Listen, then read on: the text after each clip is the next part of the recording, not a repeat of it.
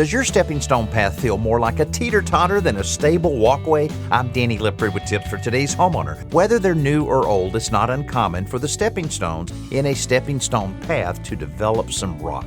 Soil erodes, roots grow under the stones. Eventually, it will happen. So knowing a quick and easy way to resolve the problem is a must if you have one of these pathways. Rather than trying to scrape the soil beneath the stone down to level, throw a handful of sand into the space and replace the stone. Now wiggle the stone back and forth within the hole.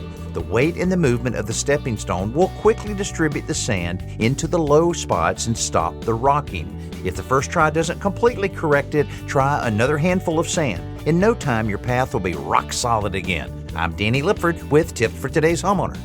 From patio to paradise, enter our Backyard Paradise contest through April 14th to win $10,000 in paved stone materials and labor, giving you the yard of your dreams.